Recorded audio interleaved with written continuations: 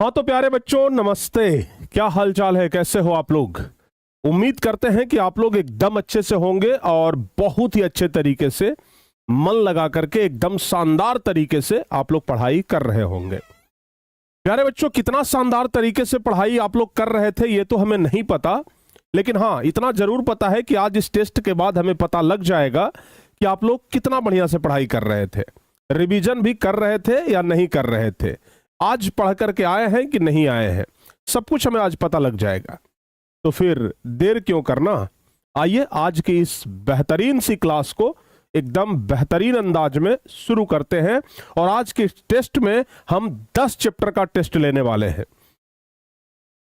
आज हम 10 चैप्टर का टेस्ट लेंगे जिसमें गद्य खंड के 6 चैप्टर हैं। बातचीत उसने कहा था, ध्यान से देख लीजिए आप लोग, बातचीत चैप्टर उसने कहा था, संपूर्ण क्रांति, अर्धनारीश्वर, रोज और एक लेख और एक पत्र, ये 6 चैप्टर गद्य खंड के जहां से क्वेश्चन आपको देखने के लिए मिलेगा। और ये 4 चैप्टर काव्य खंड के, कड़बक, सूरदास के पद, तुलसीदास के पद और छपाई, यानी कि कुल मिलाकर के आज 10 चैप्टर का टेस्ट होने वाला है। टोटल 100 क्वेश्चन रहेगा और इस 100 में से ही आप लोगों को जवाब देना है। और आज का जो विनिंग स्कोर होगा, यानी कि अगर आप इस 100 में से 90 प्लस क्वेश्चन का जवाब अगर आप दे देते हैं, बाबू ध्यान से सुन लो, 100 में से 90 प्लस, हम क्या बता रहे हैं, 100 में से कितना, तो 100 में से 90 प्लस क्वेश्चन का आंसर अगर आप दे देते हैं तो हम मानेंगे कि आपकी तैयारी बहुत बेहतरीन चल रही है। ठीक है ना, हम मानेंगे कि आपकी तैयारी बहुत बेहतरीन चल रही है। हम आज के इस टेस्ट में क्वेश्चन का जो सही होने का पैटर्न है उसको हम 2-3 तरीकों से जज करेंगे। जैसे अगर आप 70 क्वेश्चन तक बना ले रहे हैं तो हम समझेंगे कि आपका ठीक ठाक है, तैयारी बढ़िया है, गुड है। लेकिन अगर आप 90 प्लस कर रहे हैं तो हम समझेंगे, अगर 70 प्लस कर रहे हैं तो समझेंगे कि गुड है, लेकिन 90 प्लस कर रहे हैं तो हम समझेंगे कि वेरी गुड है, बहुत अच्छा है, सुपर है। ठीक है ना, इस बात को आप लोग ध्यान रखिएगा। तो प्यारे बच्चों कुल मिलाकर के आज हम लोग चाहे इसको ऐसे करते हैं, अगर आप 70 प्लस कर रहे हैं तो गुड है, अगर 80 प्लस कर रहे हैं तो वेरी गुड है, ठीक है ना, वेरी गुड है। लेकिन अगर आप 90 प्लस कर रहे हैं तो प्यारे बच्चों ये सुपर से भी ऊपर, चलो एक अलग हम जोड़ दिए हैं, सुपर से भी ऊपर। तो अब आप लोगों को रेडी होना है, तैयार होना है कि भाई आप लोगों का तैयारी कैसा चल रहा है, इस बात का जांच आज हो जाएगा। ठीक है ना, तो चलिए पूरी मजबूती के साथ आप लोग तैयार हो जाइए, कमर कस लीजिए, आज की टेस्ट में शामिल होने के लिए तैयार हो जाइए। और जो बच्चे अभी तक इस टेस्ट में शामिल नहीं हुए हैं उनको भी एक बार जरूर बुला लीजिए, यानी कि क्लास को आप लोग जरूर शेयर कर दीजिए, इस टेस्ट को आप लोग शेयर कर दीजिए, ताकि बिहार बोर्ड में इंटर का एग्जाम देने वाले हर एक बच्चों के पास आज ये टेस्ट का नोटिफिकेशन चला जाए और वो बच्चे आज हमारे साथ जुड़ जाए। ठीक है ना, तो जल्दी से आप लोग इसके लिए तैयार हो जाओ भाई, फटाफट से आप लोग इसके लिए तैयार हो जाइए। आज की टेस्ट जो है वो बहुत बेहतरीन, बहुत लाजवाब, एकदम जबरदस्त होने वाला है।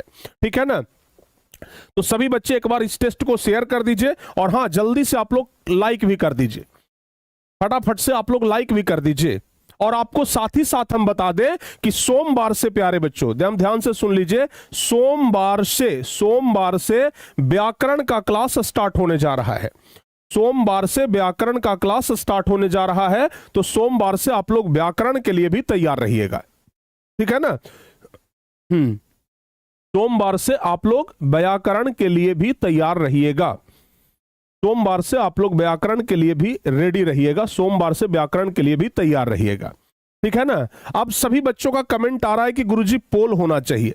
ठीक है ना, देखो बाबू बात ऐसा है कि पोल अगर कराएंगे तो थोड़ा समय लगेगा, ठीक है ना, थोड़ा समय तो लगेगा, लेकिन आप लोगों का अगर पोल होगा तो उसमें समय देना पड़ेगा। ठीक है, तो क्या आप चाहते हैं कि पोल हो जाए, जल्दी से बताइए, क्या आप चाहते हैं कि पोल हो जाए। चलो भाई, अब इसके साथ ही साथ आपको बता दें कि जो भी बच्चे वरदान बैच में नहीं जुड़े हैं, वो सभी बच्चे वरदान बैच में जरूर जुड़ जाएं, चाहे वो आर्ट्स वाले बच्चे हों, चाहे वो साइंस वाले बच्चे हों, चाहे इंग्लिश मीडियम हो, चाहे हिंदी मीडियम, सभी बच्चे वरदान बैच में जुड़े और अपनी तैयारी को मजबूत करें। 2027 में जबरदस्त, बेहतरीन और लाजवाब प्रदर्शन के लिए तैयार रहें। ठीक है ना। तो आइए भाई आज की इस बेहतरीन सी क्लास को हम शुरू करते हैं एकदम शानदार तरीके से। अब आप लोगों ने कहा है कि सर जी पोल होना चाहिए, तो हम देखते हैं पोल करवा करके। अगर ज्यादा टाइम होगा तो 50 क्वेश्चन का ही पोल करवाएंगे, अगर कम समय में निकलेगा तो फिर आप लोगों का 100 क्वेश्चन का पोल हो जाएगा। अब निर्भर आपके ऊपर करता है कि आप लोग जो है वो कितना जल्दी जवाब देते हैं। जितना जल्दी जवाब देंगे उतना ही बेहतर होगा, तो प्रयास करिए कि जल्दी से जल्दी आप लोग जवाब दे दें, ठीक है ना। जितना जल्दी जवाब देंगे उतना ही ज्यादा बेहतर होगा। तो चलिए पहला नंबर क्वेश्चन से आप लोगों का प्रश्न शुरू होता है। कोशिश करिएगा कि बहुत जल्दी जवाब दे दे बाबू, ठीक है ना।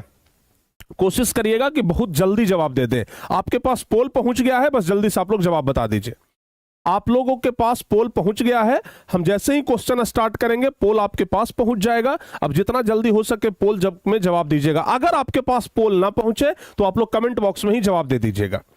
अगर आपके पास पोल न पहुंचे तो आप लोग कमेंट बॉक्स में ही जवाब दे सकते हैं, ठीक है ना। अगर आपके पास पोल न पहुंचे तो आप लोग कमेंट बॉक्स में ही जवाब दे सकते हैं। तो चलिए भाई एकदम तैयार हो जाइए पहला नंबर क्वेश्चन का जवाब देने के लिए। पहला नंबर क्वेश्चन कह रहा है कि बातचीत शीर्षक निबंध के निबंधकार कौन है। बातचीत के लेखक कौन है, निबंधकार कौन है, यही तो क्वेश्चन पूछ रहा है ना। तो पहला नंबर क्वेश्चन, पहला नंबर चैप्टर से एकदम हल्का क्वेश्चन, एकदम हल्का क्वेश्चन, ठीक है ना। और इतने हल्का क्वेश्चन में जवाब देने वाले सही बच्चों का संख्या जो है वो कितना है, 77%। 77% मात्र बच्चे जो है वो सही जवाब दिए हैं। तो 77% बच्चों का जवाब एकदम सही है। डी नंबर ऑप्शन बता रहे हैं कि बातचीत शीर्षक निबंध के निबंधकार कौन है, बालकृष्ण भट्ट हैं। जवाब डी नंबर ऑप्शन, जो कि एकदम बेहतरीन, शानदार और लाजवाब जवाब है। चलिए दूसरा नंबर क्वेश्चन, बालकृष्ण भट्ट किस युग के निबंधकार थे। यह भी क्वेश्चन में बहुत सारे बच्चे कंफ्यूज करते हैं। बस धड़ाक धड़ाक से आप लोग जवाब बताते जाइए। आपके पास हम क्वेश्चन फेंक के मारेंगे, आप लोग उधर से आंसर फेंक के मारिए, ठीक है ना। जल्दी से प्यारे बच्चों, हम इधर से बैटिंग कर रहे हैं, आप उधर से बॉलिंग करते जाओ, ठीक है ना। बालकृष्ण भट्ट किस युग के निबंधकार थे। देखो भाई मेरे, अगर पूछा जाता है कि बालकृष्ण भट्ट का युग क्या है, अगर युग पूछा जाए, ध्यान से सुनिएगा, अगर युग पूछा जाए तो सब लोग जानते हैं। क्या हुआ जी इतना देरी से पोल,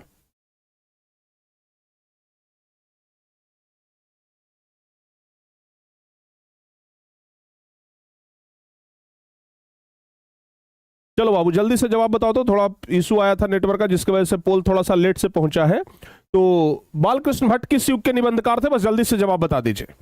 बालकृष्ण भट्ट किस युग के निबंधकार थे, बस जल्दी से जवाब बताइए आप लोग। और जवाब आपका आया है बी नंबर, लेकिन भाई साहब 95%, 95% बच्चों का सही जवाब, यानी 100 में से 95 लड़के जो है वो एकदम सही जवाब दिए हैं। और जवाब क्या आया है, बी नंबर ऑप्शन, जो कि एकदम सही जवाब है। सोचिए ना, ये कंफ्यूजन वाला क्वेश्चन और इसमें ज्यादा जवाब आ रहा है सही। पहला नंबर क्वेश्चन इससे आसान था, क्या हुआ फिर रुक गया क्या।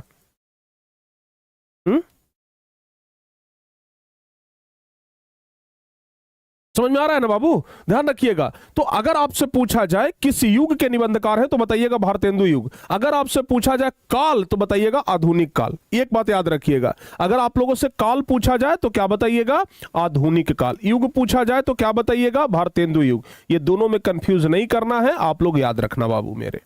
चलिए तीसरा नंबर क्वेश्चन की ओर रथ बढ़ाते हैं। मनुष्य की बातचीत का उत्तम तरीका क्या है। तीसरा नंबर क्वेश्चन, क्या हुआ आज, मनुष्य की बातचीत का उत्तम तरीका क्या है। फंस रहा है नेटवर्क क्या जी, ओबीएस जरा खोलो, कितना का स्पीड आ रहा है, सही तो है, सही है, कोई दिक्कत नहीं होगा। चलिए भाई बताओ जल्दी से, मनुष्य की बातचीत का उत्तम तरीका क्या है, जल्दी जल्दी से बता दीजिए। तीसरा नंबर क्वेश्चन आप लोगों के सामने है, मनुष्य के बातचीत का उत्तम तरीका क्या है, जल्दी जल्दी से फटाफट से आप लोग बता दीजिए। तीसरा नंबर क्वेश्चन बाबूआ जल्दी से बता दो कि मनुष्य के बातचीत का उत्तम तरीका क्या है। तीसरा का जवाब आप लोगों का आया है डी नंबर, और 92% बच्चों का सही जवाब है। क्या बात है, जब 90% से अधिक बच्चे जब सही जवाब देते हैं ना तो हमारा भी मनोबल बढ़ जाता है, हमें भी लगता है कि कुछ बेहतर हो रहा है, ठीक है ना। तो बउआ मनुष्य की बातचीत का उत्तम तरीका क्या है, अवाक होकर के अपने से बातचीत करना, यानी कि तीसरा का डी नंबर ऑप्शन सही होगा। जो बच्चे तीसरा का डी नंबर ऑप्शन बता रहे हैं उनका जवाब एकदम सही है। आगे बढ़ते हैं चौथा नंबर क्वेश्चन। क्वेश्चन कह रहा है कि संवाद में सबसे महत्वपूर्ण क्या है, जल्दी जल्दी से जवाब बताइए आप लोग।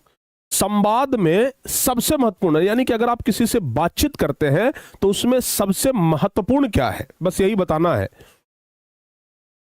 पूछ रहा है कि संवाद में सबसे महत्वपूर्ण क्या है, जल्दी जल्दी से जवाब बताइए ना। है संवाद में सबसे महत्वपूर्ण क्या है, चौथा नंबर क्वेश्चन। और अभी तक आप लोग का जवाब नहीं आया, थोड़ा लेट से इसका जवाब आप लोग दे रहे हैं, ठीक है ना। इसका जो जवाब होगा कि संवाद में सबसे महत्वपूर्ण क्या है, तो जवाब होगा आत्मीयता, यानी कि सी नंबर ऑप्शन सही जवाब होगा। और सी नंबर ऑप्शन देने वाले बच्चों का संख्या मात्र कितना है, 69%।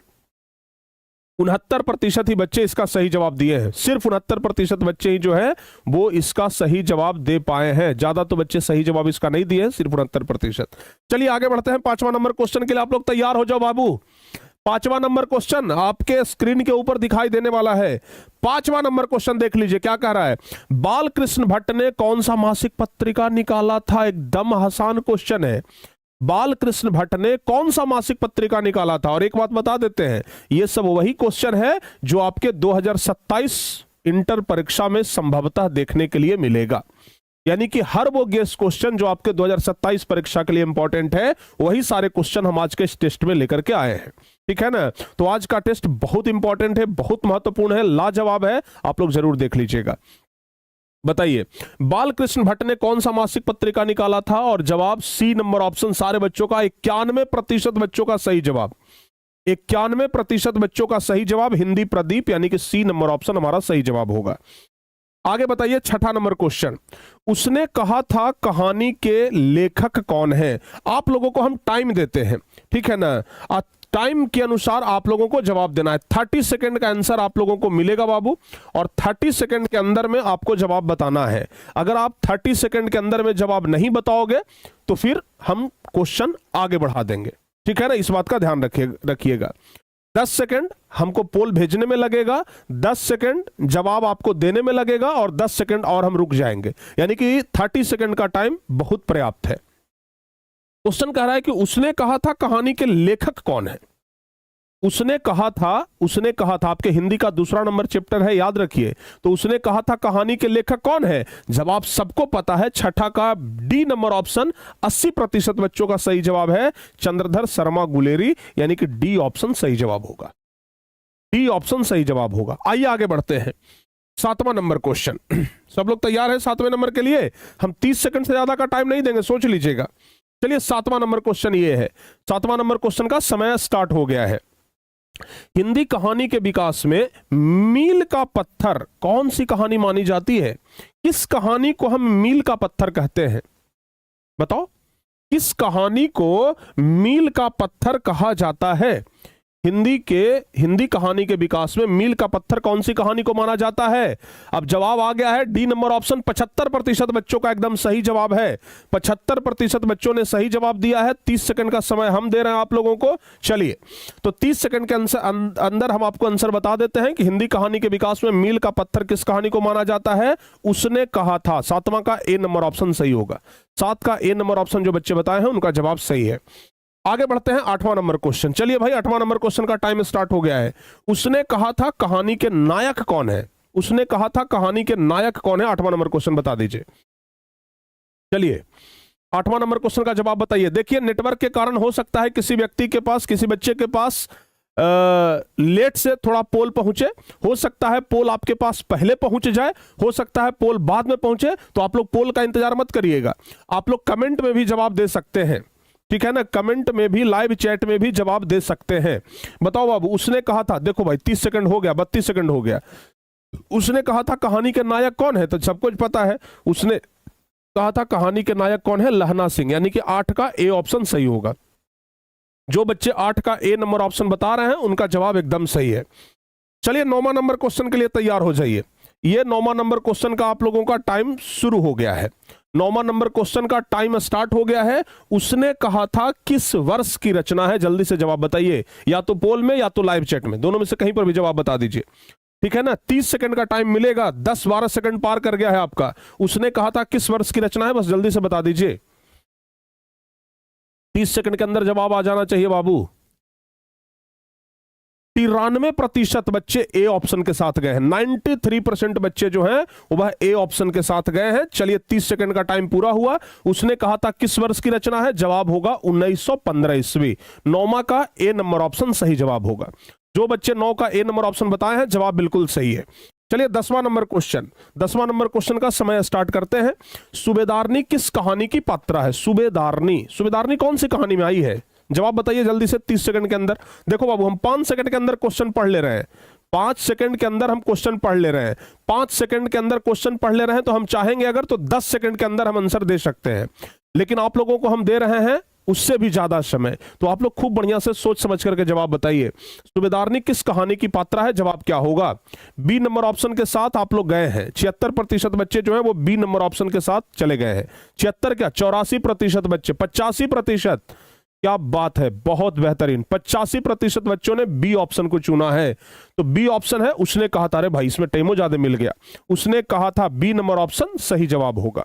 आइए 11 नंबर क्वेश्चन, जर्मन लेफ्टन को किसने मार गिराया? जल्दी जल्दी से जवाब बताइए। 11 नंबर क्वेश्चन क्या कह रहा है? जर्मन लेफ्टन को किसने मार गिराया? कौन था जो जर्मन लेफ्टन को मार गिराया था? जल्दी से जवाब बताइए, आपका 10 सेकंड कंप्लीट हो गया है। ऐसे ही नहीं आएगा बाबू, कहते हैं कि स्पीड और एक्यूरेसी दोनों जब सही होता है तब सफलता मिलती है। सफलता पाने के लिए स्पीड भी सही होना चाहिए और एक्यूरेसी भी सही होना चाहिए। तो आपका स्पीड भी मेंटेन होगा और एक्यूरेसी भी मेंटेन होगा। चलिए, टाइम आपका खत्म हुआ है, 29 और 30 टाइम आपका समाप्त हुआ है। सी नंबर ऑप्शन के साथ बाकी सभी बच्चे गए हैं। 79% से अधिक बच्चे जो हैं वो सी नंबर, 80% से अधिक बच्चे सी ऑप्शन के साथ गए हैं।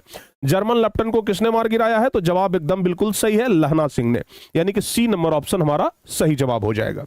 आइए प्यारे बच्चों, आगे बढ़ते हैं। 11 के बाद अब हम 12 नंबर क्वेश्चन, ये एकदम आसान क्वेश्चन है। चलिए जल्दी जल्दी से जवाब बता दीजिए।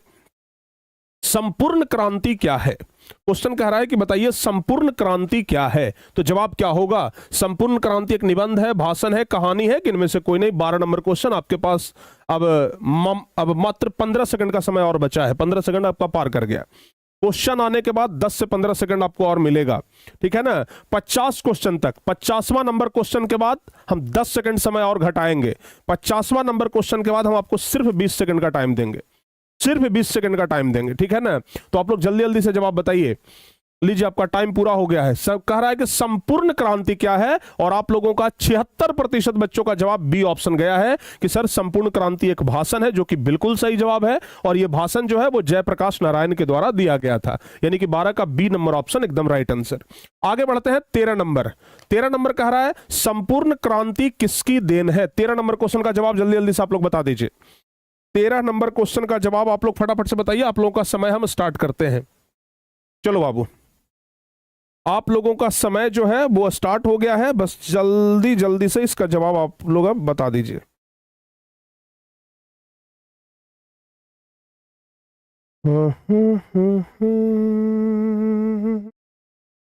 चलो भाई, दे दनादन, जल्दी जल्दी से आप लोग बताते जाइए जी।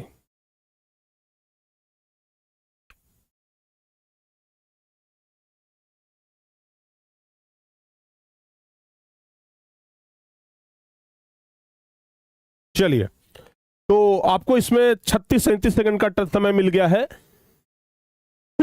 और आपका जवाब आया है डी नंबर। 86% बच्चों का जवाब डी नंबर ऑप्शन के साथ गया है।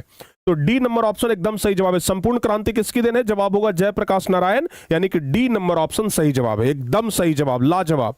आगे बढ़ते हैं बाबू, 14 नंबर क्वेश्चन बताइए। इसका समय स्टार्ट हो गया है। लोकनायक के नाम से किसे जाना जाता है? जवाब बताओ बाबू। लोकनायक के नाम से जाना जाता है, लोकनायक के नाम से किसे जाना जाता है? जवाब बताइए ना। लोकनायक किनको कहा जाता है? 14 नंबर क्वेश्चन का जवाब बता दीजिए। आपके पास 4 ऑप्शन है, 30 सेकंड का समय है। महात्मा गांधी, जयप्रकाश नारायण, महाकवि जयसी और बाल गंगाधर तिलक। 4 ऑप्शन, 30 सेकंड का समय, जिसमें से 23 सेकंड पूरा हो गया है। 24, 25, 26, 27, 28, 29 और 30 सेकंड का टाइम पूरा हुआ और आप लोग का जवाब अब चेक करने का बारी है। जवाब आया है बी नंबर ऑप्शन। लगभग 88% बच्चों का जवाब जो है वो बी नंबर ऑप्शन आया है। बी नंबर, लोकनायक के नाम से जाना जाता है, जवाब बी नंबर ऑप्शन ही एकदम सही जवाब होगा। 14 का बी ऑप्शन सही है। आगे बताइए 15 नंबर। जयप्रकाश नारायण का जन्म कहां हुआ था? जवाब बताओ बाबू। क्वेश्चन कह रहा है कि जयप्रकाश नारायण का जन्म कहां हुआ था। कितने बच्चे जवाब बताएंगे? जयप्रकाश नारायण का जन्म कहां हुआ था? अरे भाई टाइम तो शुरू करने का ध्यान ही नहीं रहा, चलो टाइम शुरू कर दिए हैं, आप लोग को 15 सेकंड एक्स्ट्रा मिल गया।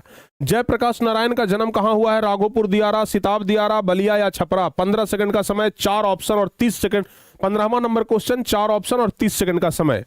जल्दी जल्दी से जवाब बता दीजिए। पोल आपके सामने एकदम दनादन हम भेज रहे हैं ताकि आप लोग जवाब जल्दी जल्दी से बता दें, ठीक है ना। पोल आपके सामने जाने में कोई देरी नहीं कर रहे हैं, बस आप लोग अपना जवाब जल्दी जल्दी से तैयार रखिए। और बी नंबर ऑप्शन जवाब एकदम तैयार है। 30 सेकंड का समय आप लोग का कंप्लीट हुआ है और आप लोग का जवाब आ गया है बी नंबर ऑप्शन।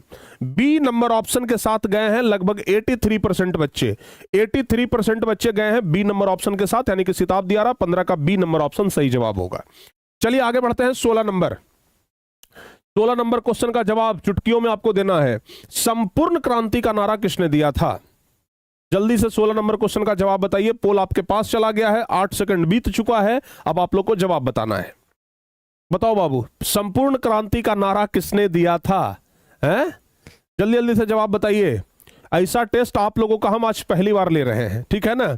आज का टेस्ट देकर के मजा आएगा। देखिए डेली क्लास में जितने बच्चे आते थे आज के टेस्ट में उससे दुगने बच्चे आए हैं। 4000 बच्चे आज के टेस्ट में जुड़े हुए हैं। चलो बाबू जवाब बताओ जल्दी से, फटाफट से आप लोग जवाब बताइए। संपूर्ण क्रांति का नारा किसने दिया था? 16 नंबर क्वेश्चन का जवाब बता दीजिए। सब लोगों को पता है और आप लोग का समय तो ज्यादा हो गया जी, ठीक है ना। 96% बच्चों का सही जवाब, सबसे ज्यादा अभी तक भर में सबसे ज्यादा सही जवाब इसी क्वेश्चन में आया है। 96%। देखते हैं इसका रिकॉर्ड टूटता है कि नहीं टूटता है। किसी क्वेश्चन में इसका रिकॉर्ड टूटता है कि नहीं टूटता है। 96% से ज्यादा सही जवाब किसी क्वेश्चन में आता है या नहीं आता है, यह चेक करना है। संपूर्ण क्रांति का नारा किसने दिया था? जयप्रकाश नारायण ने। 16 का बी नंबर ऑप्शन सही जवाब होगा। यह रिकॉर्ड आप लोग तोड़ करके दिखाइए, 96% से ज्यादा आंसर दे करके। चलिए 17 नंबर क्वेश्चन, अर्धनारीश्वर के लेखक कौन है, निबंधकार कौन है? इसका जवाब दीजिए। अगर चाहेंगे तो यह 96% वाला रिकॉर्ड टूट सकता है बाबू, चाहेंगे तो 96% वाला रिकॉर्ड टूट सकता है। जल्दी जल्दी से बता दो, चाहेंगे तो 96% वाला रिकॉर्ड जो है वो टूट सकता है। देखते हैं। और 4000 बच्चे भी पार कर गए हैं, 4000 प्लस बच्चे लाइव सेशन में भी आ गए हैं, बहुत बढ़िया।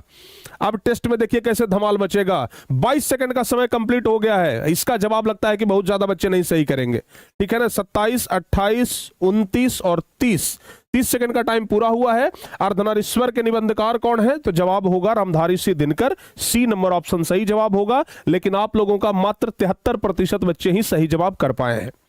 मात्र 73% बच्चे ही इसका सही जवाब दे पाए, सिर्फ 73%। तो चलिए 7वां नंबर में तो रिकॉर्ड नहीं टूटा, रिकॉर्ड है 96% का। अर्धनारीश्वर किसका कल्पित रूप है? इसका जवाब बता दीजिए। 18 नंबर का बताओ बाबू, अर्धनारीश्वर किसका कल्पित रूप है? इसका जवाब बताइए ना। अर्धनारीश्वर किसका कल्पित रूप है? 18 नंबर क्वेश्चन का जवाब दनादन से आप लोग बताइए और देखते हैं इसमें रिकॉर्ड टूटता है कि नहीं। रिकॉर्ड तोड़ने के लिए 96% पार करना पड़ेगा। रिकॉर्ड तोड़ने के लिए 96% पार करना पड़ेगा। और ये ऐसे देख लीजिए 60-70% जवाब देकर के 80% जवाब देकर के रिकॉर्ड नहीं टूटता है, ठीक है ना। रिकॉर्ड तोड़ने के लिए प्यारे बच्चों नींद तोड़ना पड़ता है। 86% तो पहुंच गए, 10% से पीछे है। 86% बच्चे ए नंबर ऑप्शन के साथ गए हैं। ए नंबर। अर्धनारीश्वर किसका कल्पित रूप है? जवाब होगा शिव और पार्वती का, बिल्कुल सही जवाब है 18 का ए नंबर ऑप्शन। चलिए 19वां नंबर क्वेश्चन। चलो बाबू, पुरुष जब नारी का गुण लेता है तो क्या बन जाता है? देखते हैं इसका रिकॉर्ड टूटता है कि नहीं टूटता है। 96% से अधिक बच्चे अगर सही जवाब देंगे तो रिकॉर्ड टूटेगा, ठीक है ना। बताओ जल्दी से, पुरुष जब नारी का गुण लेता है तो क्या बन जाता है? जल्दी से जवाब बताइए। आज टेस्ट कराने में भी हमको बड़ा मजा आ रहा है, आज टेस्ट कराने में भी हमको बहुत मजा आ रहा है, बहुत मजा, बहुत मजा। चलिए बताओ बाबू जल्दी से, पुरुष जब नारी का गुण लेता है तो क्या बन जाता है? जवाब बताइए। जवाब क्या होगा भाई? पुरुष जब नारी का टाइम तो हो गया है आप लोगों का ना है, और मात्र 50% बच्चे ही सही जवाब दिए हैं। हे भगवान, मात्र आधे बच्चे सही जवाब दिए हैं। पुरुष जब नारी का गुण लेता है तो क्या बन जाता है? पुरुष जब नारी का गुण लेता है तो वह क्या बनता है? देवता। पुरुष जब नारी का गुण लेता है यानी कि किसी भी पुरुष में अगर नारी का गुण आ जाए तो वह देवता बन जाता है। आपको हम नहीं बताए थे? और नारी जब पुरुष के गुण ले तो वो राक्षसी बन जाती है, ऐसा कहा जाता है। चलिए 20वां नंबर क्वेश्चन।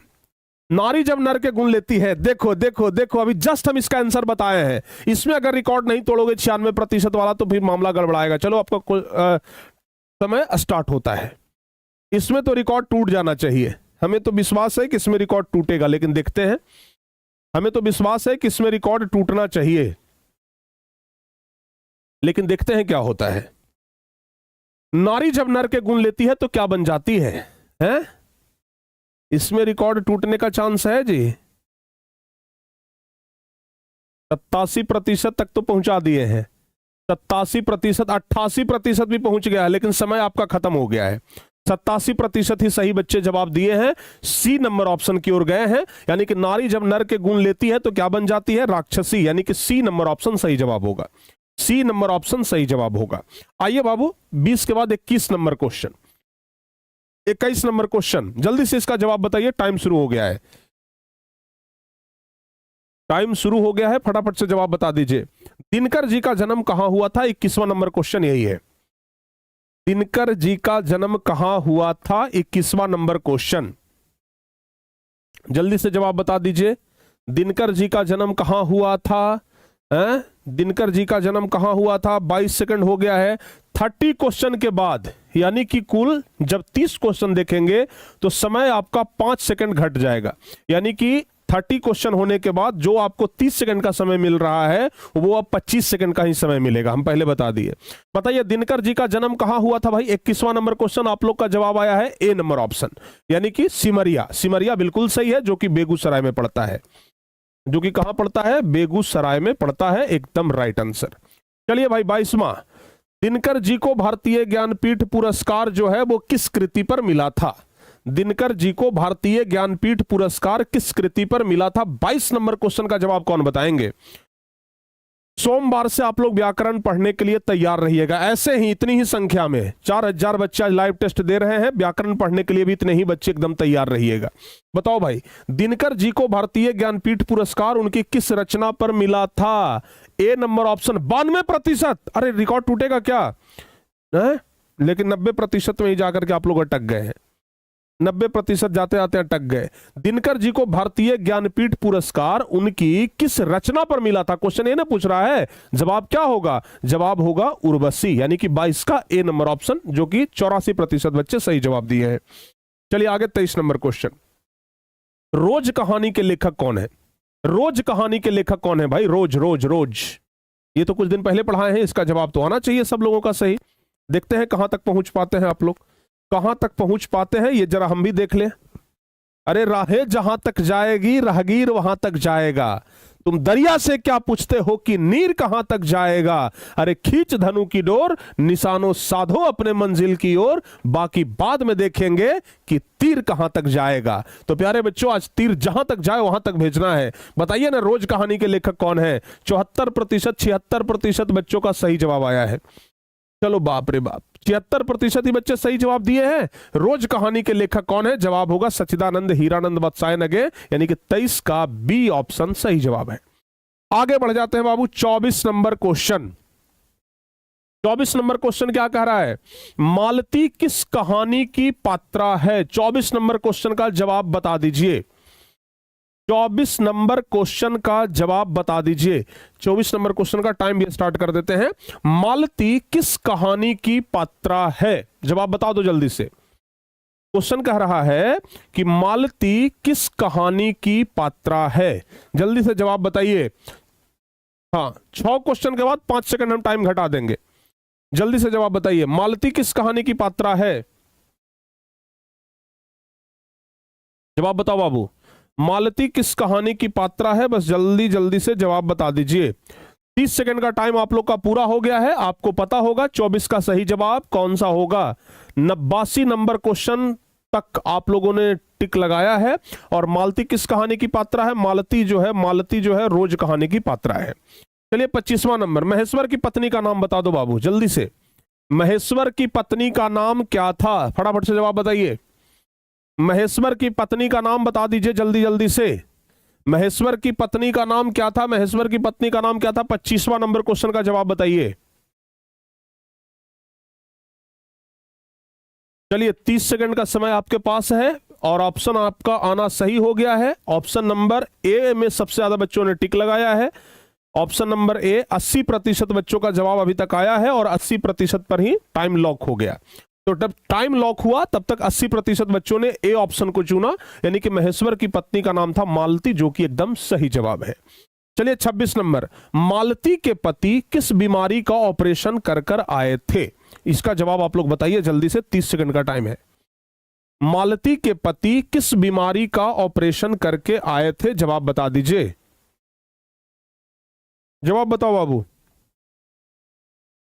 मालती के पति किस बीमारी का ऑपरेशन करके आए थे?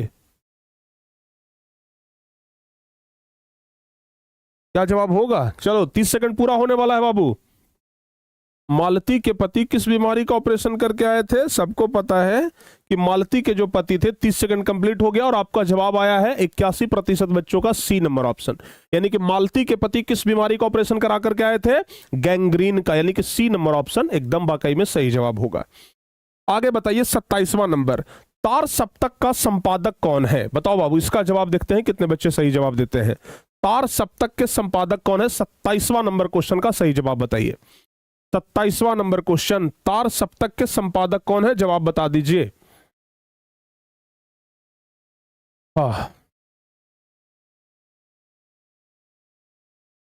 थोड़ा सा हम लोगों को फास्ट और चलना पड़ेगा क्योंकि आधा घंटा समय बीत गया है और हम लोग 27 क्वेश्चन ही देखे हैं, तो हम लोगों को इस अनुसार से फिर 2 घंटा लग जाएगा बाबू पूरा टेस्ट कराने में, तो देरी हो जाएगा। इसलिए आप लोगों का टाइम जो है वो थोड़ा सा हम कम करेंगे, ठीक है ना। तार सप्तक का संपादक कौन है? 27वां नंबर क्वेश्चन का जवाब क्या आया है? D number option. बहुत बढ़िया, डी नंबर ऑप्शन में सभी बच्चों ने टिक लगाया है, तो 27 का डी नंबर ऑप्शन सही जवाब होगा। 28वां नंबर क्वेश्चन बता दीजिए। थोड़ा सा टाइम आप लोग का हम घटाएंगे, ठीक है ना। 30 क्वेश्चन के बाद हम टाइम घटाएंगे। 30 क्वेश्चन के बाद आपका जो टाइम है वो बहुत कम मिलेगा, तो 30 क्वेश्चन तक आप लोग इत्मीनान से रिजल्ट दीजिए, आंसर दीजिए, उसके बाद टाइम हम घटा देंगे। नदी के द्वीप किसकी रचना है? ओहो, इसका तो देरी हो गया। नदी के द्वीप 15 सेकंड हम आपको देंगे क्योंकि 15 सेकंड ऑलरेडी बीत गया है। बताओ बाबू, नदी के द्वीप किसकी रचना है? 28वां नंबर क्वेश्चन। आप लोग का भी कहना है कि सर और फास्ट कराइए, बिल्कुल फास्ट कराएंगे, 15 सेकंड का टाइम इसमें हम देते हैं। चलो जी, नदी के द्वीप किसकी रचना है? और आपका जवाब पहले एक बार देख लेते हैं। बी नंबर ऑप्शन आपका जवाब आया है 80% बच्चों का, यानी कि बी नंबर ऑप्शन को ताला लगाया जाए, बिल्कुल सही जवाब है। आगे 29 नंबर क्वेश्चन, एक लेख और एक पत्र के रचनाकार कौन है? ये तो एकदम आसान क्वेश्चन है। एक लेख और एक पत्र के रचनाकार कौन है? एक तो एकदम आसान क्वेश्चन है, एकदम लल्लू सा क्वेश्चन है जी, कि एक लेख और एक पत्र के रचनाकार कौन है। तो 29 नंबर क्वेश्चन का जवाब बता दीजिए। 29 नंबर क्वेश्चन का जवाब आप लोग बता दीजिए। 29 नंबर क्वेश्चन का जवाब बताइए, और आपका जो समय है वो 20 सेकंड के ऊपर हो गया है। 48%, 56, 63 कितने बच्चों का? अभी तक 74% बच्चों का सही जवाब आया है। चलिए, समय आपका खत्म हुआ। कुल 75% बच्चों ने सही जवाब दिया है और जवाब है सी नंबर ऑप्शन, कि एक लेख और एक पत्र के रचनाकार कौन है? जवाब होगा भगत सिंह, यानी कि 29 का सी ऑप्शन सही जवाब होगा। आगे बढ़ते हैं 30वां नंबर, भगत सिंह ने नौजवान भारत सभा का गठन कब किया था? इसका जवाब हम जानते हैं अधिकांश लोग गलत देंगे, इसका जवाब अधिकांश लोग गलत देंगे, हमें पता है। बस आप लोग जवाब बता दीजिए, भगत सिंह ने नौजवान भारत सभा का गठन कब किया था? जल्दी जल्दी से आप लोग जवाब बताइए इधर। बताओ बाबू, 1923, 1924, 1925, 1926, 17 सेकंड का समय 18 सेकंड का बीत गया है। अब आप लोग जल्दी से जवाब बता दीजिए। और फास्ट कराएं? अरे बाप, और कह रहे हैं कि सर और फास्ट कराइए। चलो और फास्ट कराते हैं। चलिए जी, 30वां नंबर क्वेश्चन तक ही आपको 30 सेकंड समय मिल रहा था। भगत सिंह ने नौजवान भारत सभा का गठन कब किया है? 1926 ईस्वी में, यानी कि डी ऑप्शन सही जवाब होगा। 30 का डी ऑप्शन सही जवाब है, 30 का डी नंबर ऑप्शन सही जवाब हो जाएगा। आइए 31 सेकंड के बाद, सॉरी 31वां नंबर क्वेश्चन से आपका समय जो है वो 5-7 सेकंड कम हो जाएगा, यानी कि 20 से 25 सेकंड के अंदर आपको जवाब देना है। अब आपको जवाब देना है 20 से 25 सेकंड के अंदर में। चलिए, 20 से 25 के अंदर हम कभी भी आपका जवाब दे देंगे। बताओ बाबू, भगत सिंह ने चंद्रशेखर आजाद के साथ मिलकर के किस संघ का गठन किया है? जल्दी से 31 नंबर क्वेश्चन का जवाब बता दीजिए। 31 नंबर क्वेश्चन का जवाब आप लोग बता दीजिए कि भगत सिंह ने चंद्रशेखर आजाद के साथ मिलकर किस संघ का गठन किया? 31 नंबर क्वेश्चन। भगत सिंह जो है वो चंद्रशेखर आजाद के साथ मिलकर के किस संघ का गठन किए हैं? 31 नंबर। और जवाब आप लोग का 25 सेकंड के अंदर हम बता देते हैं, हिंदुस्तान समाजवादी प्रजातांत्रिक संघ, यानी 31 का सी नंबर ऑप्शन सही जवाब होगा। बिल्कुल सही है। आइए 32 नंबर क्वेश्चन। ओ हो, ये तो इतिहास वाला भी क्वेश्चन है जी। चौरी चौरा कांड कब हुआ था? इसका जवाब 20 सेकंड के अंदर आपको बता देना चाहिए, क्योंकि 10th क्लास में भी आप लोग पढ़े हुए हैं, 10th क्लास में भी आप लोग पढ़े थे चौरी चौरा हत्याकांड के बारे में। तो बताइए चौरी चौरा कांड कब हुआ? 32 नंबर क्वेश्चन का जवाब एकदम जल्दी से बता दीजिए आप लोग, फटाफट से बता दो बाबू।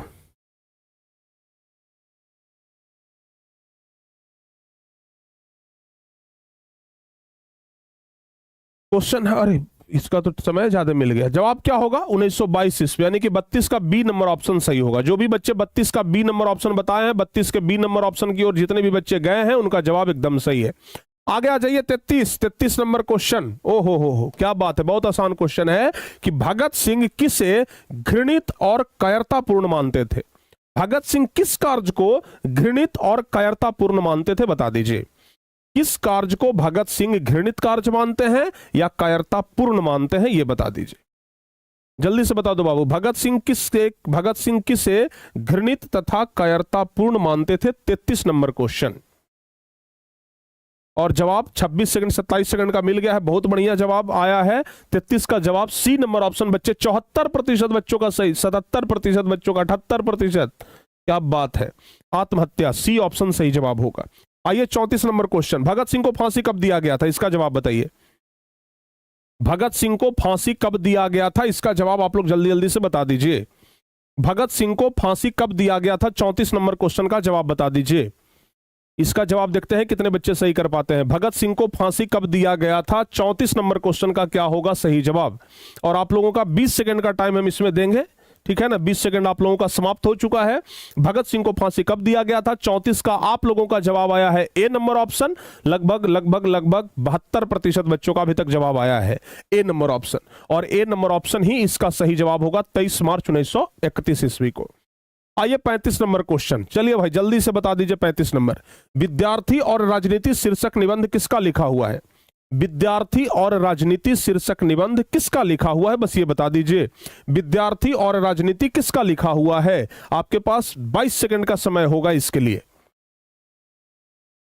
96% वाला रिकॉर्ड लेकिन नहीं टूट रहा है। कोई ऐसा बच्चा नहीं है जो 96% का रिकॉर्ड तोड़ दे।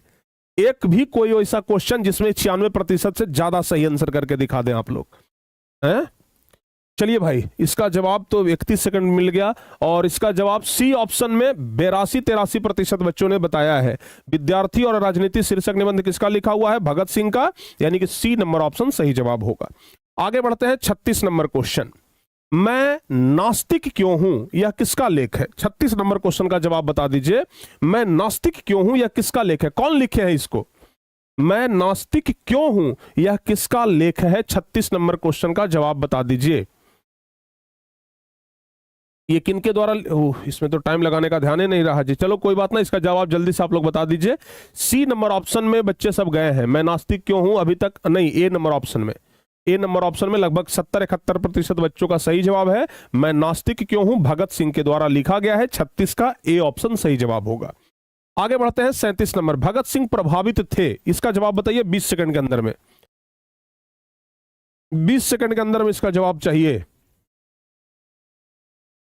बताओ बाबू, भगत सिंह किससे प्रभावित थे? महात्मा गांधी से, कार्ल मार्क्स से, फायर्ड से, या फिर एडलर से? किससे? दो ऑप्शन तो इसी खत्म हो गया। दो में से कोई एक जवाब आप लोग बता दीजिए। भगत सिंह किससे प्रभावित थे? चलिए भाई 23-24 सेकंड का समय आपको मिल गया है, और जवाब होगा कार्ल मार्क्स, यानी कि बी नंबर ऑप्शन सही जवाब होगा। 37 का आप लोग भी बी नंबर ऑप्शन बताए हैं, लेकिन सिर्फ 60% बच्चे ही बता पाए हैं। चलिए आगे बढ़ते हैं। जल्दी जल्दी जवाब नहीं दीजिएगा तो फिर देरी हो जाएगा, फिर आपको लाइव चैट में जवाब देना पड़ेगा। चलिए आगे बढ़ते हैं 38 नंबर क्वेश्चन। 38 नंबर क्वेश्चन क्या कह रहा है, भगत सिंह का जन्म कब हुआ था? 38 नंबर क्वेश्चन का जवाब बताइए। और हाँ, जितना क्वेश्चन गलत हो ना तो याद रखिएगा, ऐसा नहीं कि आप लोग झूठो बोल दीजिएगा तो काम चल जाएगा, नहीं, हमसे तो झूठ बोल करके काम चला लीजिएगा, परीक्षा में काम नहीं चलेगा। इसलिए जितना गलती होगा इतना सही सही याद रखिएगा। बताओ बाबू, भगत सिंह का जन्म कब हुआ था? 38 नंबर क्वेश्चन का जवाब क्या होगा? कितने बच्चे सही जवाब दे पाएंगे इसका? 38 नंबर क्वेश्चन का जवाब क्या होगा? ओहो, क्या बात है, 28 सेकंड हो गया है और 70% बच्चों ने सही जवाब दिया है कि 28 सितंबर 1907 ईस्वी को भगत सिंह का जन्म हुआ था। चलिए 39 नंबर, भगत सिंह ने केंद्रीय असेंबली में बम कब फेंका था? इसका भी जवाब बता दीजिए। भगत सिंह केंद्रीय असेंबली में बम कब फेंके थे? भगत सिंह केंद्रीय असेंबली में बम कब फेंके थे? भगत सिंह केंद्रीय असेंबली में बम कब फेंके थे? इसका जवाब बता दीजिए। 39 और आप लोगों का समय भी पूरा हो गया है। तो प्यारे बच्चों, भगत सिंह ने केंद्रीय असेंबली में बम कब फेंका था? जवाब आपको पता होगा। ए नंबर ऑप्शन और बी नंबर ऑप्शन में कंफ्यूजन हो रहा है और बी ऑप्शन पे जाकर के आप लोग सेट हो गए हैं, लेकिन आधे बच्चे ही सही बताए हैं, सिर्फ 46-47% बच्चों का सही है। जवाब होगा बी नंबर, 8 अप्रैल 1929 को वो केंद्रीय असेंबली में बम फेंके थे। चलिए 40वां नंबर क्वेश्चन, कड़बक के कवि कौन है? जल्दी से जवाब बताइए। 40 नंबर का, कड़बक के कवि कौन है? बताओ बाबू, कड़बक के कवि कौन है? अब हम लोग काव्य खंड में आ गए हैं, जल्दी से जवाब बताइए। हाँ, इसका क्वेश्चन का जवाब बताने के लिए समय स्टार्ट हो गया है, फटाफट से आप लोग जवाब बता दीजिए कि कड़बक के कवि कौन है। जल्दी जल्दी से, कड़बक के कवि कौन है? 40 नंबर क्वेश्चन का जवाब आपको बताना है और इसका जवाब क्या होगा? मलिक मोहम्मद जायसी। बहुत बढ़िया जवाब। कड़बक के कवि कौन है? सी नंबर ऑप्शन आप लोगों ने चुन लिया है, तो 40 का जवाब होगा C number option, Malik Mohammad Jayasi, यानी कि 40 का सी नंबर ऑप्शन सही जवाब है। आइए आगे बढ़ते हैं। 41 नंबर क्वेश्चन, मलिक मोहम्मद जायसी किस तरह के कवि हैं? 41 नंबर क्वेश्चन का जवाब बता दीजिए। मलिक मोहम्मद जायसी किस तरह के कवि हैं? जवाब बता दो बाबू। 41 नंबर क्वेश्चन का आंसर क्या होगा? 41 नंबर क्वेश्चन का आंसर क्या होगा? फटाफट से आप लोग जवाब बता दीजिए। मलिक मोहम्मद जायसी किस तरह के कवि हैं? इसका टाइम लगाने का ध्यान नहीं रहा जी, चलो कोई बात ना, आप लोग अभी से बता दीजिए जवाब। और आप लोगों का जवाब आया है, जवाब आया है B number, B number, B number, B number में 61% बच्चों का अभी तक जवाब आ गया है। तो मलिक मोहम्मद जायसी किस तरह के कवि थे? जवाब होगा सूफी कवि, यानी कि बी नंबर ऑप्शन सही जवाब होगा। जो भी बच्चे 41 का बी नंबर ऑप्शन बताए हैं, जवाब बिल्कुल सही है। 41 का बी नंबर ऑप्शन बताए हो, जवाब एकदम सही है। आगे बता दीजिए 42 नंबर, जायसी यानी कि मलिक मोहम्मद जायसी हिंदी साहित्य की किस काव्य धारा से जुड़े हुए थे? मलिक मोहम्मद जायसी हिंदी साहित्य की किस काव्य धारा से जुड़े हुए थे? इसका जवाब आप लोग जल्दी से बता दीजिए। मलिक मोहम्मद जायसी हिंदी साहित्य के किस काव्य धारा से जुड़े हुए थे? जवाब क्या होगा? मलिक मोहम्मद जायसी हिंदी साहित्य की किस काव्य धारा से जुड़े हुए थे? 42 नंबर क्वेश्चन का जवाब बताइए। और जवाब आया है बी नंबर ऑप्शन। 80-81% बच्चों का जवाब है। 82-83 बढ़ रहा है जी, नहीं 82 पे जाकर के लॉक हो गया है। जवाब आएगा बी नंबर, प्रेम मार्गी शाखा, यानी कि बी नंबर ऑप्शन सही जवाब होगा। आगे बताइए 43 नंबर, जायसी की काव्य भाषा कौन सी था? जायसी का काव्य भाषा बताओ बाबू, यानी कि मलिक मोहम्मद जायसी किस भाषा में कविता लिखते थे? मलिक मोहम्मद जायसी किस भाषा में कविता लिखते थे? बताइए। मलिक मोहम्मद जायसी की काव्य भाषा, मलिक मोहम्मद जायसी जो हैं वो किस भाषा में कविता लिखते थे? जवाब क्या होगा 43 का? लीजिए भाई, टाइम पार हो गया है आप लोगों का। जायसी की काव्य भाषा बी नंबर, सी नंबर में कंफ्यूजन हो रहा है आप लोगों को।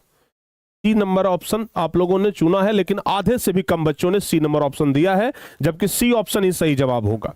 43 का सी ऑप्शन ही सही जवाब होगा, एकदम ध्यान रखिएगा। आगे बढ़ते हैं बाबू। 44 नंबर क्वेश्चन कह रहा है कि पद्मावत किसकी रचना है? 44 नंबर क्वेश्चन का जवाब बता दीजिए। 44 नंबर क्वेश्चन का जवाब बताइए। क्वेश्चन कह रहा है कि पद्मावत किसकी रचना है? 44 का जवाब बता दो बाबू।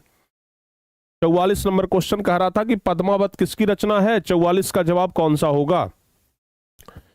इसका टाइम तो चालू ही नहीं किए हम। जवाब बताइए, पद्मावत किसकी रचना है? सब लोगों को इसका जवाब पता है और आप लोगों का जवाब आया है सी नंबर। आप लोग का जवाब आया है C number. C number option आप लोगों का आया है। अभी तक कितने बच्चे ने दिया है? 90%। ओहो, वाह रे वाह, क्या बात है।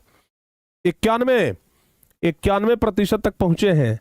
96 वाला लेकिन रिकॉर्ड नहीं टूटा है। 96 वाला रिकॉर्ड नहीं टूटा है। जवाब होगा जैसी सी नंबर ऑप्शन सही होगा। चलिए 45 नंबर क्वेश्चन का जवाब बता दो बाबू। कड़बक कहां से लिया गया है? इसका जवाब बताइए और रिकॉर्ड तोड़िए। जल्दी से जवाब बता दीजिए। क्वेश्चन कह रहा है कि कड़बक कहां से लिया गया है। 45 नंबर क्वेश्चन। 45 नंबर क्वेश्चन का जवाब बताइए। 50 नंबर क्वेश्चन के बाद आपको सिर्फ जवाब लाइव चैट में देना है, क्योंकि बहुत ज्यादा देर होगा, ठीक है ना। 50वां नंबर क्वेश्चन के बाद पोल के जरिए नहीं, सिर्फ लाइव चैट में आपको जवाब बताना होगा। चलिए जल्दी जल्दी से जवाब बताइए। कड़बक कहां से लिया गया है? 45 नंबर क्वेश्चन, और जवाब सारे बच्चों का आ गया है D number option. D number option Padmavat, बिल्कुल सही जवाब। डी नंबर ऑप्शन एकदम राइट आंसर है। चलिए 46 नंबर क्वेश्चन बताइए। मलिक मोहम्मद जायसी किस शाखा के कवि है? इसका जवाब बताना शुरू कर दीजिए आप लोग। बताओ बाबू, मलिक मोहम्मद जायसी किस शाखा के कवि है? बताइए जल्दी से। मलिक मोहम्मद जायसी किस शाखा के कवि है? 46 नंबर क्वेश्चन का जवाब क्या होगा? और इसका जवाब आपको 25 सेकंड के अंदर बताना है। मलिक मोहम्मद जायसी किस शाखा के कवि हैं? और जवाब आप लोगों ने सही दिया है। कौन सी शाखा? प्रेम मार्गी शाखा। बहुत बढ़िया बाबू, बहुत बढ़िया। जवाब क्या होगा? प्रेम मार्गी। 46 का ए नंबर ऑप्शन सही जवाब होगा। जो भी बच्चे 46 का ए नंबर ऑप्शन बताए हैं, बिल्कुल सही जवाब है। 46 का ए नंबर ऑप्शन बताए हो, जवाब एकदम सही है। 46 का ए नंबर ऑप्शन। चलिए आगे बढ़ते हैं। कितने बच्चों ने सही जवाब दिया था? 76% बच्चों ने। आगे बढ़ते हैं 47। सूरदास किस भक्ति के कवि है बाबू? 47 नंबर क्वेश्चन का जवाब बता दीजिए। सूरदास जी किस भक्ति के कवि है? राम भक्ति, कृष्ण भक्ति, मातृभक्ति, देशभक्ति, कौन से भगवान के भक्त थे सूरदास? तो 47 नंबर क्वेश्चन का जवाब बता दीजिए। एकदम सही आंसर होना चाहिए। 86% तो जवाब आ गया है आप लोगों का। चलो भाई, आप लोग इतना जल्दी, इतना देरी में जवाब बताते हैं ना, 200-300 बच्चे तुरंत जवाब दे देते हैं, लेकिन बाकी सब लोग इंतजार करते रहते हैं कि सही आंसर आने देते हैं पहले। क्या जवाब होगा? सूरदास जी जो थे वो किस भगवान के परम भक्त थे? आप लोग को तो बढ़िया से पता है कि सूरदास किस भगवान के भक्त थे। नहीं पता है कि सूरदास जो है वो कृष्ण भगवान के भक्त थे। यानी कि जवाब कौन सा होगा? आप लोगों ने तो बी ऑप्शन बताया है भाई, 71% बच्चों ने। तो बी ऑप्शन है कृष्ण भक्ति। हाँ बिल्कुल सही है, 47 का बी नंबर ऑप्शन। चलिए आगे 48 नंबर का आंसर बता दीजिए। सूरदास किस भाषा के प्रसिद्ध कवि हैं? क्वेश्चन कह रहा है कि सूरदास किस भाषा के प्रसिद्ध कवि हैं। 48 नंबर क्वेश्चन। सूरदास किस भाषा के प्रसिद्ध कवि हैं? 48 नंबर क्वेश्चन का जवाब बताइए। 48 का जवाब बता दीजिए आप लोग। सूरदास किस भाषा के प्रसिद्ध कवि हैं? आप लोग का जवाब अभी तक नहीं आया है जी। पोल तो चला गया है, जवाब नहीं आया है। पोल चला गया है बाबू, जवाब अभी तक नहीं आया है। जवाब बताइए जल्दी से। सूरदास किस भाषा के प्रसिद्ध कवि हैं? 3 नंबर ऑप्शन में बताने वाले बच्चों की संख्या है 70%। 70% बच्चे कहें कि सर जी ब्रज भाषा होगा। सूरदास किस भाषा के प्रसिद्ध कवि है? ब्रज भाषा। 48 का सी नंबर ऑप्शन सही जवाब है, एकदम राइट आंसर। चलिए अब 49वां नंबर। वात्सल्य के विश्व में अद्वितीय कवि कौन है? इसका जवाब बता दीजिए। वात्सल्य रस के विश्व में अद्वितीय कवि कौन है? जवाब बता दीजिए। वात्सल्य के विश्व में अद्वितीय कवि कौन है? जवाब बता दीजिए जल्दी जल्दी से। वात्सल्य के विश्व में अद्वितीय कवि कौन है? 49वां नंबर क्वेश्चन। और इसका जवाब देखते हैं कौन बच्चे सही देते हैं। 17 सेकंड का तो हो गया टाइम। इसमें आप लोगों का जवाब आया है सी नंबर, जो कि बिल्कुल गलत जवाब है। इसका जवाब एकदम आप लोगों ने गलत दिया है। वात्सल्य के विश्व में अद्वितीय कवि है सूरदास, यानी कि 49 का ए नंबर ऑप्शन सही होगा। हाँ, अब आप लोग में से कुछ बच्चे सही जवाब दिए हैं। लगभग 60-65 बच्चे हैं, 60-65% बच्चे वो सही जवाब दिए हैं।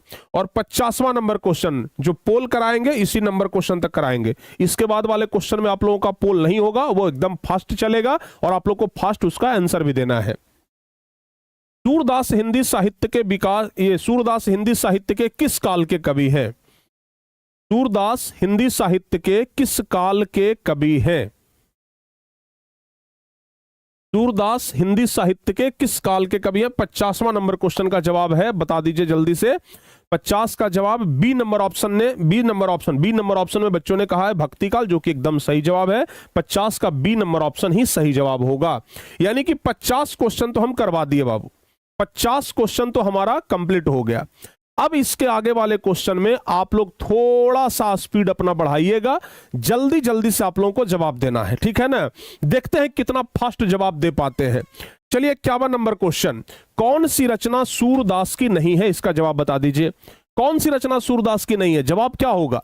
जवाब क्या होगा? अगर आपको जवाब सही पता है ना तो एक नजर में देखते के साथ जवाब बताएंगे कि गुरुजी कौन सी रचना सूरदास की नहीं है। सूरसागर है, साहित्य लहरी है, सूरसावली है, सतसई जो है वो सूरदास की रचना नहीं है। तो 51 का डी नंबर ऑप्शन सही जवाब हो जाएगा। चलिए 52 नंबर क्वेश्चन बता दीजिए, कौन सी रचना सूरदास जी की है? कौन सी रचना सूरदास जी की है? जवाब बता दीजिए।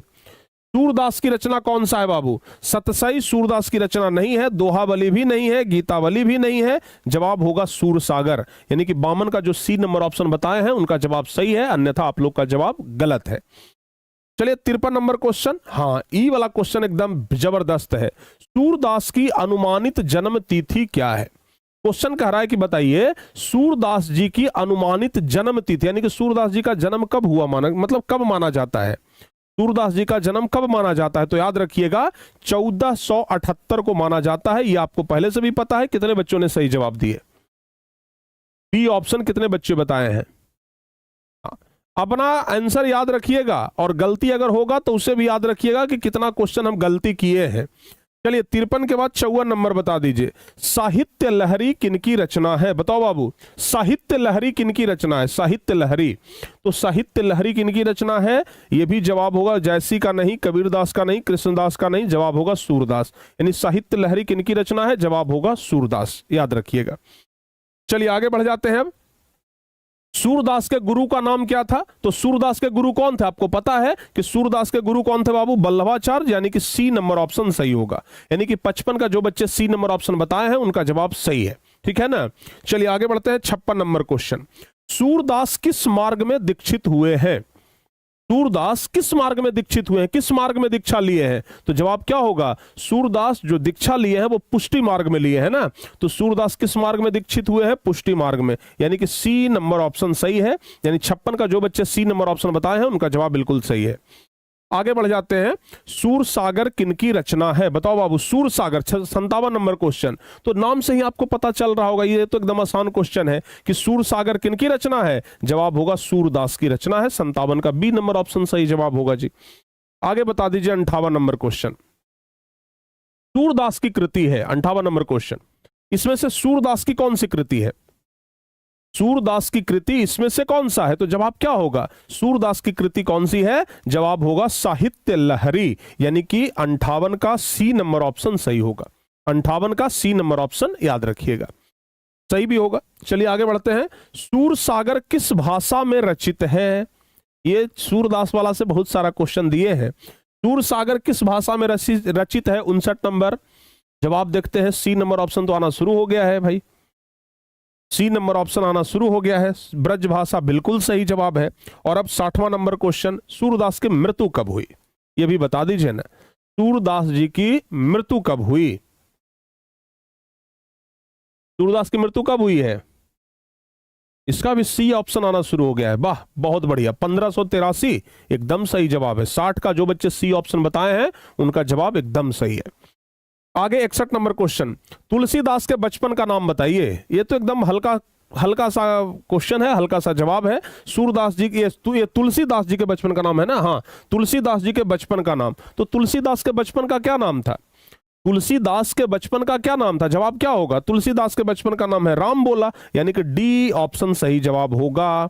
डी ऑप्शन, और सारे बच्चे देखिए डी ऑप्शन भेजना भी शुरू कर दिए थे, वाह। आगे बढ़ते हैं 62 नंबर, तुलसीदास की पत्नी का नाम पूछा जा रहा है। 62 नंबर क्वेश्चन, क्या होगा सही जवाब? सबको पता है ना? जवाब बताओ बाबू। बी नंबर ऑप्शन सर जी, बहुत बढ़िया। सूरदास की पत्नी का नाम रत्नावली, यानी कि 62 का बी ऑप्शन सही होगा। 62 का जो बच्चे बी बताए हैं उनका एकदम सही जवाब है। 63 नंबर क्वेश्चन, तुलसीदास के दीक्षा गुरु कौन थे? तुलसीदास के दीक्षा गुरु कौन थे? जवाब क्या होगा? तुलसीदास के दीक्षा गुरु कौन थे? तुलसीदास के दीक्षा गुरु कौन थे? दीक्षा गुरु कौन थे? जवाब होगा नरहरि दास। आप लोगों ने अगर सी नंबर ऑप्शन बताया है तो बिल्कुल सही जवाब है, अन्यथा गलत जवाब है। चलिए 64 नंबर, तुलसीदास का अस्थाई निवास किस जगह पर था? तुलसीदास जी का अस्थाई निवास, तुलसीदास जी अस्थाई रूप से कहां रहते थे? तो जवाब क्या होगा? तुलसीदास जी का जो अस्थाई निवास है वो है काशी में। अगर बी ऑप्शन बता रहे हैं तो सही, अन्यथा गलत जवाब होगा। आगे बता दीजिए, रामचरितमानस की रचना किसने की? रामचरितमानस की रचना कौन किए हैं? रामचरितमानस की रचना कौन किए हैं? जवाब क्या होगा? याद रखिएगा, ये तो सबको पता होगा कि रामचरितमानस की रचना तुलसीदास जी किए, ठीक है ना, बी ऑप्शन। आगे बताइए, तुलसीदास ने किन दो भाषाओं में रचनाएं की? तुलसीदास जी दो भाषा में रचना किए हैं, वह दोनों भाषा कौन कौन सा है?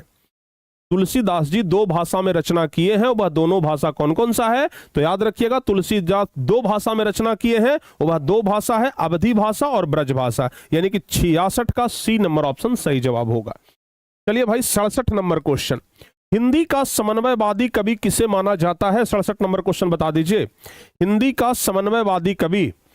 इसका जवाब बता दिए तो समझेंगे कि हाँ सही है, इसका जवाब बता दिए तो समझेंगे कि सही है। बहुत सारे बच्चे इसमें कंफ्यूज कर गए हैं, लेकिन कुछ कुछ बच्चे सही जवाब दे रहे हैं, ए नंबर ऑप्शन, बहुत बढ़िया। हिंदी का समन्वयवादी कवि किसे कहते हैं? तुलसीदास जी को ही हिंदी का समन्वयवादी कवि कहा जाता है। आगे बढ़ते हैं 68 नंबर क्वेश्चन, कवितावली के रचनाकार कौन है? बताओ बाबू, कवितावली के रचनाकार कौन है? तो कवितावली किनके द्वारा लिखा गया है? जवाब क्या होगा? कवितावली, कवितावली के रचनाकार तुलसीदास, बहुत बढ़िया, बी नंबर ऑप्शन बताए हैं तो बिल्कुल सही जवाब। आगे बढ़ते हैं, बैरवे रामायण किन की रचना है? बैरवे रामायण, तो बउआ बैरवे रामायण किन की रचना है? तो सही जवाब कौन सा होगा? जवाब बताइए, बैरवे रामायण किन की रचना है? जवाब हो जाएगा, जवाब हो जाएगा, जवाब हो जाएगा। अभी तक तो नहीं आया है आप लोगों का, हाँ अब आना शुरू हो गया है sir ji, C number option, C number option Tulsidas, एकदम सही जवाब। 70 नंबर क्वेश्चन बताइए, गीतावली किसकी रचना है? 70 नंबर क्वेश्चन का जवाब बता दीजिए, गीतावली किसकी रचना है? तो जवाब क्या होगा? गीतावली, तो गीतावली किसकी रचना है? सही जवाब क्या होगा? तुलसीदास, यानी कि 70 का जवाब हो जाएगा, गीतावली किसकी रचना है? तुलसीदास, यानी कि डी नंबर ऑप्शन सही होगा। जो बच्चे 70 का डी नंबर ऑप्शन बताए हैं उनका जवाब बिल्कुल सही है, 70 का डी नंबर ऑप्शन एकदम राइट आंसर, ठीक है। चलिए जी 71 नंबर, निम्नलिखित में कौन सी रचना तुलसीदास की है? 71 नंबर क्वेश्चन, कौन सी रचना तुलसीदास की है? सीबा बाबनी, मसलानामा, लहर और दोहावली। 71 का कौन सा जवाब होगा? 71 का, अरे वाह क्या बात है, D option, D option, D option, D option पूरा भर गया है, तो डी ऑप्शन एकदम राइट आंसर है। 71 का डी ऑप्शन जो बच्चे बताए बिल्कुल सही जवाब है।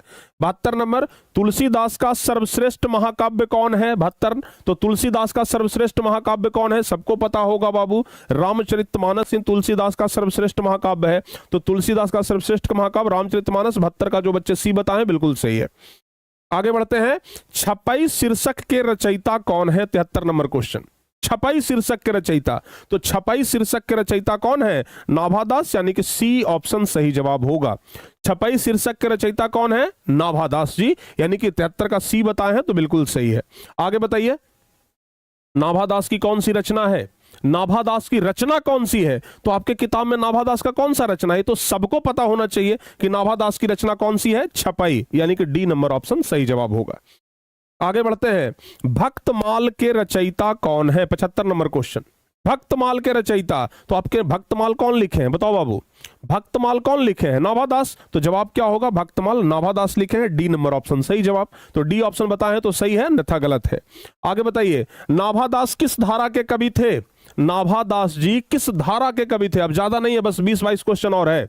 नाभादास किस धारा के कवि थे? नाभादास जी किस धारा के? बी नंबर, बहुत बढ़िया, बी नंबर अगर बता रहे हैं तो सगनो उपासक राम भक्त धारा, एकदम राइट आंसर है, सही जवाब है। आगे बता दीजिए, नाभादास किसके समकालीन थे? क्वेश्चन पूछ रहा है 77 नंबर में कि नाभादास किसके समकालीन थे, तो जवाब क्या होगा बाबू? नाभादास किसके समकालीन थे? तो जवाब होगा कि नाभादास जो है वो कबीर दास के समकालीन थे। 77 का ए ऑप्शन सही जवाब होगा। जो भी बच्चे 77 का ए ऑप्शन बताए हैं बिल्कुल सही जवाब है, सही जवाब है, ए ऑप्शन सही जवाब होगा।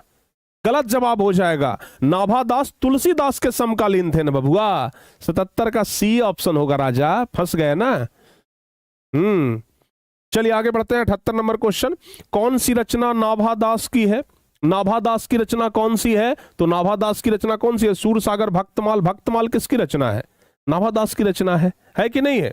चलिए अगला नंबर क्वेश्चन, संपूर्ण भक्तमाल में किस छंद की व्यंजना है? संपूर्ण भक्तमाल में किस छंद की व्यंजना हुई है? तो आपको पता होगा कि संपूर्ण भक्तमाल में छपई का ही व्यंजना हुआ है। 79 का सी ऑप्शन सही होगा। चलिए 80 नंबर क्वेश्चन बताइए, छपई कितनी पंक्तियों का छंद होता है? छपई कितनी पंक्तियों का छंद होता है? तो जवाब क्या होगा? छपई जो है वह 6 पंक्तियों का छंद होता है। 80 का सी नंबर ऑप्शन सही जवाब है। अगला नंबर क्वेश्चन बताइए, नाभादास के दीक्षा गुरु कौन थे? नाभादास के दीक्षा गुरु, तो नाभादास के दीक्षा गुरु कौन है? नाभादास के दीक्षा गुरु कौन है? जवाब क्या होगा? जवाब होगा स्वामी अग्रदास, यानी कि ए नंबर ऑप्शन राइट आंसर हुआ। आगे, नाभादास किसके शिष्य थे?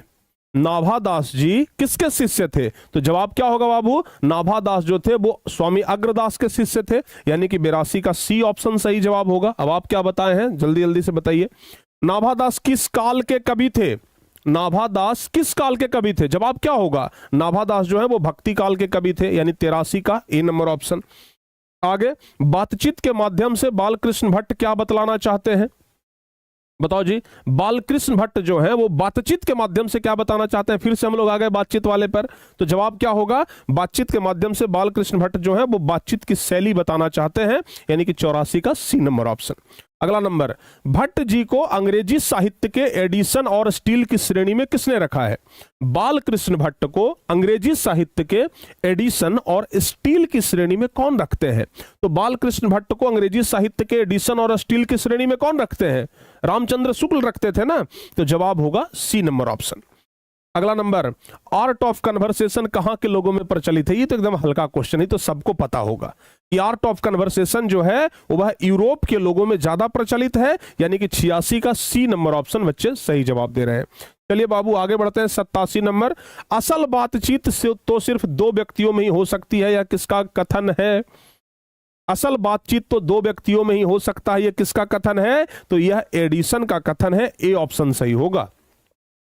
असल बातचीत तो सिर्फ 2 व्यक्तियों में हो सकता है, यह एडिसन का मत है, 87 का ए नंबर ऑप्शन सही होगा। आगे बढ़ते हैं बाबू, बोलने से ही मनुष्य के रूप का साक्षात्कार होता है, यह किसने कहा? बोलने से ही मनुष्य के रूप का साक्षात्कार होता है, यह किसने कहा है? तो बोलने से ही मनुष्य के रूप का साक्षात्कार होता है, ऐसा किसने कहा है? बेन जॉनसन ने कहा है। 88 का बी नंबर ऑप्शन सही जवाब है। चलिए 89 नंबर, बातचीत से मन किस प्रकार का हो जाता है? 89 नंबर बताइए, बातचीत से मन किस प्रकार का हो जाता है? जवाब क्या होगा? तो याद रखिएगा, बातचीत से मन कैसा हो जाता है? हल्का और स्वच्छ हो जाता है, यानी कि सी नंबर ऑप्शन सही जवाब है। आगे बताइए, बजीरा सिंह किस कहानी का पात्र है? बताओ बाबू 90 नंबर क्वेश्चन में बजीरा सिंह किस कहानी का पात्र है? तो जवाब क्या होगा? बजीरा सिंह किस कहानी का पात्र है? जवाब होगा उसने कहा था कहानी का पात्र है बजीरा सिंह, यानी कि 90 का ए नंबर ऑप्शन सही जवाब हो जाएगा। ये सब तो एकदम आसान क्वेश्चन है। कुड़माई का क्या अर्थ होता है? कुड़माई का क्या अर्थ होता है? तो जवाब क्या होगा? कुड़माई का अर्थ होता है ब्याह, ये मंगनी हो जाएगा। चलिए आगे बढ़ते हैं। बोधा कौन था? तो बोधा सिंह कौन था? हजारा सिंह का बेटा था ना। तो जवाब क्या होगा बाबू? बोधा सिंह हजारा सिंह का बेटा था। तो जवाब होगा बोधा सिंह कौन था? सूबेदार हजारा सिंह का बेटा था, यानी कि डी नंबर ऑप्शन सही जवाब होगा। आगे बता दीजिए, संपूर्ण क्रांति की शुरुआत कब हुई थी? संपूर्ण क्रांति का शुरुआत कब हुआ था? जयप्रकाश नारायण के द्वारा पटना के गांधी मैदान में ही संपूर्ण क्रांति का शुरुआत किया गया था। कब? 1974 में, यानी कि ए नंबर ऑप्शन सही जवाब हो जाएगा। आगे बताइए, जयप्रकाश नारायण की पत्नी का नाम? तो जयप्रकाश नारायण की पत्नी का नाम क्या है? बताओ बाबू। हैं?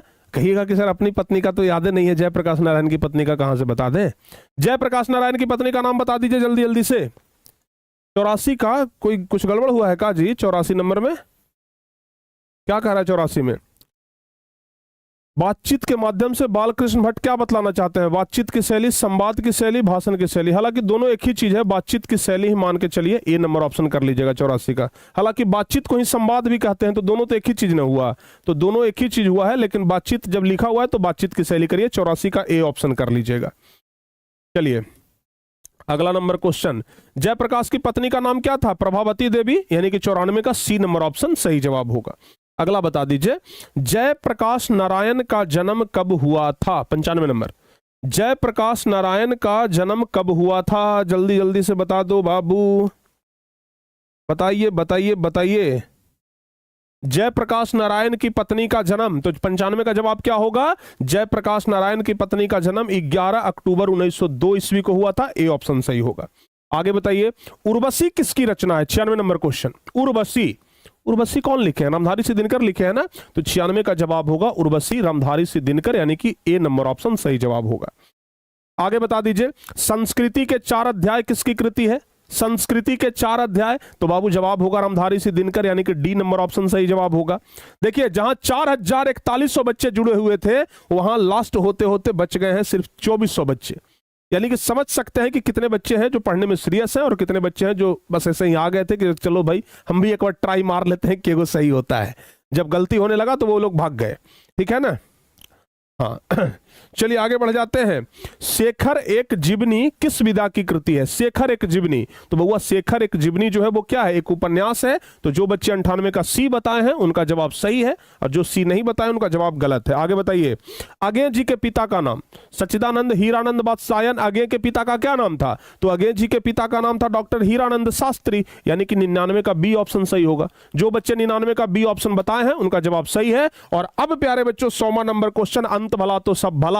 जल्दी से एक बार भला कर दीजिए, नहीं तो फिर भाला हो जाएगा। उत्तर प्रियदर्शी नाटक के नाटककार कौन है? एकदम आसान क्वेश्चन, एकदम हल्का क्वेश्चन, जल्दी से जवाब बता दीजिए आप लोग, एकदम जल्दी जल्दी से जवाब बता दीजिए। कह रहा है कि उत्तर प्रियदर्शी नाटक के नाटककार कौन है? 100वां नंबर क्वेश्चन का जवाब बताइए। उत्तर प्रियदर्शी नाटक के नाटककार कौन है? 100वां नंबर क्वेश्चन का जवाब आप लोग फटाफट से बता दीजिए। बताओ बाबू जल्दी से, उत्तर प्रियदर्शी नाटक के नाटककार कौन है? क्या बात है, बहुत बढ़िया, बी नंबर ऑप्शन अगेय जी। 100 का बी नंबर ऑप्शन सही जवाब होगा। तो प्यारे बच्चों ये 100 क्वेश्चन का टेस्ट हो गया कंप्लीट। अब आप लोगों को सही और गलत का फैसला करना है कि सही कितना हुआ और गलत कितना हुआ। तो अगर हम आपसे पूछें कि 100 में से कितना सही हुआ है और कितना गलती हुआ है, आप लोग बाबू दो मतलब ऐसे कमेंट करिएगा, कितना सही, पहले तो ये कमेंट कर दीजिए कितना सही हुआ है, यही बताइए ना, हमको पता लग जाएगा कि आपका गलती कितना हुआ है। कितना सही हुआ है बस ये कमेंट आप लोग करके बताइए हमें। आप लोग हमें कमेंट करके बता दीजिए कितना सही हुआ है और कितना गलती हुआ है।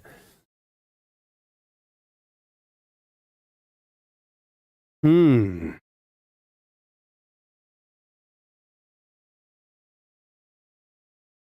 99। अच्छा एक बार ना, जिन बच्चों का 90 प्लस सही हुआ है एक बार दिल वाला इमोजी आप लोग भेज दीजिएगा। जिन बच्चों का 90 प्लस सही हुआ है वो सभी बच्चे एक बार दिल वाला इमोजी जरा भेज दीजिएगा। 90 प्लस सही हुआ है ज्यादा, वही बच्चे सिर्फ भेजेंगे। जिनका 90 प्लस सही हुआ है वही बच्चे सिर्फ दिल वाला इमोजी भेजेंगे, ठीक है ना। और हमें पूरा भरोसा है कि इसमें से अधिकांश बच्चे 90 प्लस सही किए ही होंगे, ठीक है ना। तो इस प्रकार का टेस्ट प्यारे बच्चों आज हम करवाए हैं, जो कि एक बहुत ही लाजवाब टेस्ट रहा, ठीक है ना। तो अब आप लोग कमेंट करके बताइएगा कि आज का ये टेस्ट आपको कैसा लगा। अब आपको कमेंट करके बताना है, कमेंट में आप लोग बताइएगा कि यह टेस्ट आपको कैसा लगा। यह टेस्ट आपको कैसा लगा, यह टेस्ट आपको कैसा लगा, ये आपको कमेंट करके बताना है। जल्दी से बताना बाबू, यह टेस्ट आपको कैसा लगा, ये कमेंट करके आप लोग जरूर बताइएगा। तो जल्दी जल्दी से बताइए कि टेस्ट आपको कैसा लगा है। बहुत बढ़िया, बहुत बेहतरीन, और पूरा तो दिल के चित्र से भर चुका है कमेंट बॉक्स। बहुत बढ़िया, बहुत बढ़िया, बहुत बढ़िया। तो चलिए भाई आज का टेस्ट तो समाप्त हो गया। अब आप लोग सोमवार से व्याकरण पढ़ने के लिए तैयार रहिएगा। सोमवार से व्याकरण की क्लास के लिए आप लोग तैयार रहिएगा। हिंदी व्याकरण हम एकदम शुरू से शुरुआत करेंगे, ठीक है ना। तो सोमवार से आप लोग तैयार रहिएगा। मिलते हैं प्यारे बच्चे आप लोगों से अब हम सोमवार के दिन, ठीक है ना। तो तैयार रहिएगा उसके लिए। तो आज का क्लास यहीं पर हम समाप्त करते हैं। जाते जाते आप लोग टेस्ट के बारे में कमेंट करके जरूर बताइएगा कि इस प्रकार का टेस्ट आपको कैसा लगा। मिलते हैं प्यारे बच्चों अब नेक्स्ट क्लास में, तब तक के लिए जय हिंद, धन्यवाद।